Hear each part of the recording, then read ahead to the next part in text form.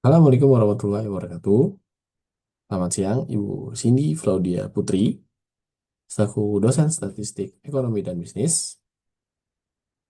Pada kesempatan kali ini, saya akan mempresentasikan ujian akhir semester saya yang akan membahas dua materi yang telah dibahas pada pertemuan 9 sampai dengan pertemuan 15.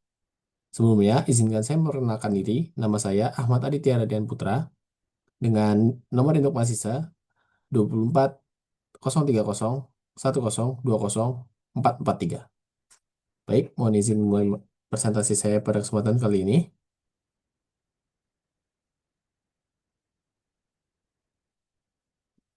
Materi yang akan dibahas pada kesempatan kali ini, yang pertama adalah probabilitas. Probabilitas adalah suatu ukuran tentang kemungkinan suatu peristiwa akan terjadi di masa yang akan datang. Probabilitas memiliki manfaat untuk membantu dalam pengambilan keputusan yang tepat, karena kehidupan di dunia tidak ada kepastian dan informasi yang tidak sempurna. Dalam probabilitas memiliki istilah yang pertama percobaan, yaitu pengamatan terhadap beberapa aktivitas atau proses yang memungkinkan timbulnya paling sedikit dua peristiwa, kemudian hasil, seluruh kemungkinan peristiwa yang akan terjadi akibat adanya suatu percobaan. Yang terakhir adalah peristiwa, kumpulan dari satu atau lebih hasil yang terjadi pada sebuah percobaan atau kegiatan. Aturan dalam probabilitas: nol lebih kecil sama dengan P lebih kecil sama dengan satu. Jika P sama dengan nol, berarti peristiwa itu tidak mungkin terjadi atau mustahil.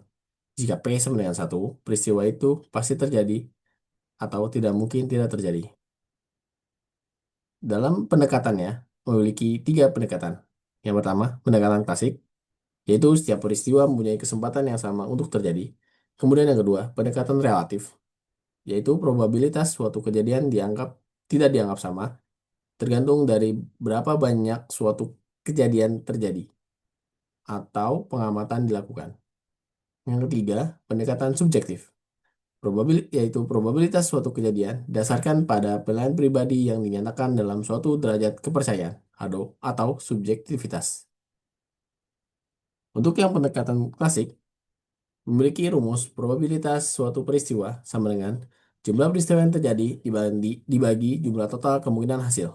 Contohnya, sebuah dadu bersisi 6 dilempar sekali.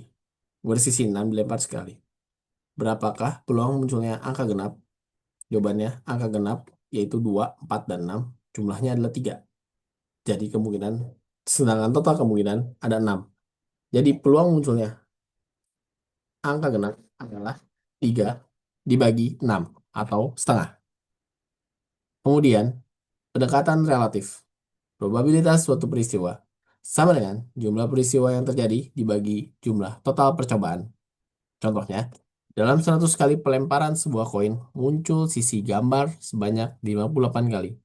Hitunglah peluang relatif munculnya sisi gambar. Jawabannya, peluang relatif sama dengan jumlah kejadian dibagi total percobaan. Total percobaan yang dilakukan ada 58. Maaf, maksudnya jumlah kejadian yang terjadi ada 58 dibagi total percobaan yaitu 100. Kemungkinan probabilitasnya adalah 0,58. Probabilitas pendekatan subjektif.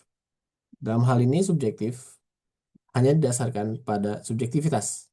Contohnya, saya akan memilih orang yang berprestasi untuk menjadi ketua kelas. Yang kedua, menurut prosesi pelayanan, tahun ini laporan SPT akan menurun daripada tahun sebelumnya. Yang ketiga, saya akan mendapat IP 4,0 semester ini.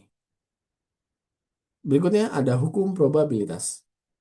Hukumnya ini memiliki dua hukum, yaitu hukum penjumlahan dan hukum perkalian.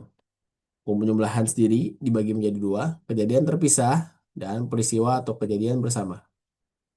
Kejadian terpisah, apabila suatu peristiwa terjadi, maka peristiwa lain tidak dapat terjadi pada saat bersamaan. Sedangkan untuk peristiwa atau kejadian bersama, dua peristiwa atau lebih dapat terjadi bersama-sama. Kemudian, hukum perkalian memiliki dua cabang, yaitu kejadian bebas dan kejadian bersyarat atau dependen.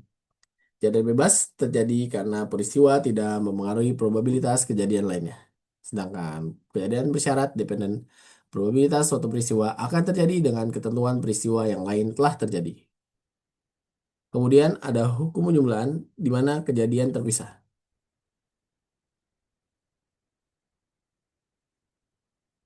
Peluang A gabungan B sama dengan peluang A ditambah peluang B.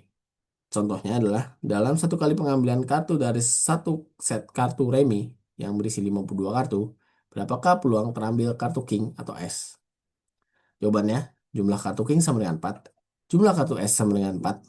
Karena king dan S tidak bisa terjadi bersamaan, maka peluangnya menjadi 4 ditambah 4 dibagi 52, yang hasilnya adalah 2/13. Kemudian peristiwa atau kejadian bersama, non-mutually exclusive. Peluang A gabungan B sama dengan peluang A tambah peluang B dikurang peluang A irisan B. Soal contoh soalnya adalah dari satu set kartu remi, berapakah peluang mengambil kartu merah dan king sekaligus? Jawabannya, kartu merah sama dengan 26, yaitu hati dan wajib. Sedangkan king ada king merah, yaitu king hati dan king wajib, sama dengan 2. Peluangnya adalah 2 dibagi 52 sama dengan 1/26.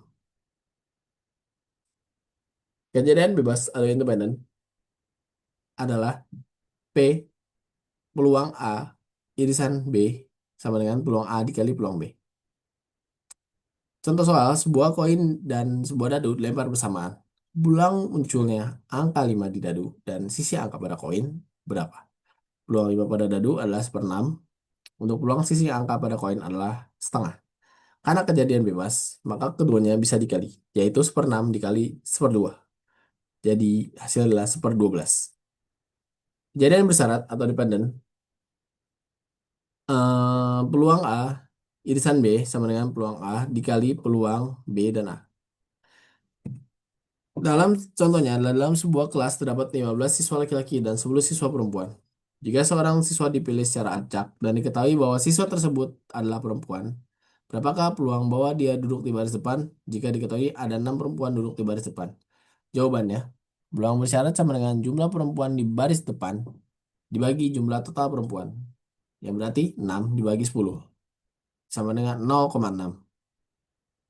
Berikutnya ada teorema Bayes. Teorema Bayes yaitu suatu formula yang menjelaskan bagaimana cara memperbarui suatu probabilitas dari suatu hipotesis saat kita sudah menemukan suatu bukti atau petunjuk baru. Dalam hal ini, teorema Bayes mengalihkan peluang A dan peluang B untuk menjadikan suatu formula yang menjelaskan bagaimana cara memperbarui sebuah probabilitas. Contohnya, sebuah tes digunakan untuk mendeteksi penyakit langka. 1% populasi mengidap penyakit ini. Tes benar mendeteksi prediksi 99%. Tes salah positif, positif padahal sehat 5%. Jika seorang mendapatkan hasil positif, berapakah kemungkinan bahwa dia benar-benar sakit? Jawabannya dengan teorema Bayes, P sakit, peluang sakit 0,01. Dengan P positif sakit 0,99. Sedangkan P positif tidak sakit adalah 0,05 dan peluang tidak sakit adalah 0,99. Dengan menggunakan rumus Bayes, kita dapat menemukan hasil yaitu 16,67% atau 0,1667. Kemudian kita akan masuk ke teori deret berkala dan peramalan. Deret berkala atau time series adalah sekumpulan data yang dicatat dalam satu periode waktu. Analisis yang dimaksud dari deret waktu atau time series analysis adalah dalam rangka menentukan ukuran-ukuran yang dapat digunakan untuk membuat keputusan, meramal, dan merencanakan operasi di waktu mendatang. Manfaat dari analisis deret berkala adalah: satu, membantu mempelajari data masa lampau sehingga dapat dipelajari faktor-faktor penyebab perubahan untuk mempertimbangkan perencanaan di masa yang akan datang. Yang kedua, untuk membantu dalam peramalan atau forecasting. Yang ketiga, membantu memisahkan faktor-faktor yang dapat mengaruhi suatu data, khususnya variasi atau gerakan musim, lalu diadakan penyesuaian dengan faktor musim ini. Yang terakhir, membantu dan mempermudah membandingkan satu rangkaian data dengan rangkaian data yang lainnya. Dan data dan peramalan memiliki 4 istilah, yaitu tren, variasi musim, variasi siklis, dan irregular atau random. Tren adalah suatu gerakan kecenderungan naik atau turun dalam jangka panjang yang diperoleh dari rata-rata perubahan dari waktu ke waktu dan nilainya cukup rata. Sedangkan variasi musim, apabila tren berhubungan dengan jangka menengah dan panjang, maka variasi musiman berhubungan dengan perubahan atau fluktuasi dalam musim-musim tertentu atau tahunan.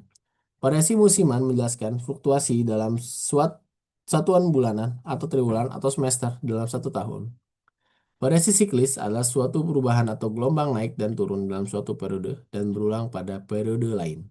Reguler atau random merupakan suatu perubahan berupa kenaikan dan penurunan yang tidak beraturan baik dari sisi waktu dan lama dari siklusnya. Contoh naiknya harga minyak dunia, naiknya harga beras karena gagal panen dan sebagainya. Tren. Pertama ada metode semi rata-rata atau semi average method. Metode kuadrat terkecil, least square method. Metode tren kuadratis, quadratic trend method. Yang terakhir ada metode tren eksponensial atau exponential trend method. Tren dengan metode kuadrat terkecil diperoleh dengan menentukan garis tren yang mempunyai jumlah terkecil dari kuadrat selisih data asli dengan data pada garis tren. Untuk menghitung nilai tren atau forecast, terlebih dahulu menaksir nilai A dan B pada persamaan Y sama dengan A ditambah BX. A sama dengan sigma Y dibagi N, sedangkan B sigma XY dibagi sigma X kuadrat. Untuk tren yang sifatnya jangka pendek dan menengah, kemungkinan tren akan mengikuti pola linear. Jika polanya tidak linear dan diduga dengan persamaan linear hasil ramalan akan berbeda atau tidak cocok, maka digunakan salah satu metode yang tidak linear, yaitu metode kuadratis. Persamaannya adalah Y apostrof sama dengan A ditambah BX ditambah CX kuadrat, di mana Y apostrof adalah nilai tren yang diproyeksikan, ABC adalah konstanta atau nilai koefisien, dan X adalah waktu. Berikut juga ditampilkan bentuk kurva tren kuadratik. Yang berikutnya adalah metode tren eksponensial atau exponential trend method. Tren eksponensial adalah suatu tren yang mempunyai pangkat atau eksponen dari waktunya. Persamaannya adalah Y sama dengan A dalam kurung 1 ditambah B pangkat X. Persamaan eksponensial dinyatakan dalam bentuk variabel waktu X dinyatakan sebagai pangkat. Maka digunakan rumus berikut. Y apostrof sama dengan A dalam kurung 1 ditambah B pangkat X, di mana ln Y eksponen sama dengan ln A ditambah X ln 1 ditambah B. Sehingga A sama dengan antilon sigma ln Y dibagi N, dan B antilon sigma X ln Y dibagi sigma X kuadrat dikurangi 1. Metode rata-rata sederhana. Metode ini mengasumsikan bahwa pengaruh tren dan siklus yang tidak beraturan tidak besar dan dapat dianggap tidak ada. Indeks musiman hanya berdasarkan pada data aktual dan nilai rata-ratanya saja. Rumus indeks musim adalah rata-rata per kuartal dikali 100 dibagi rata-rata total. Metode rasio rata-rata bergerak. Metode rasio rata-rata bergerak atau ratio to moving average method adalah metode yang dilakukan dengan cara membuat rata-rata bergerak selama periode tertentu. Metode dibagi indeks musiman sama dengan nilai rasio dikali faktor koreksi. Baik, terima kasih atas perhatiannya. Sekian presentasi yang dapat saya lakukan. Kurang lebihnya mohon maaf. Assalamualaikum warahmatullahi wabarakatuh.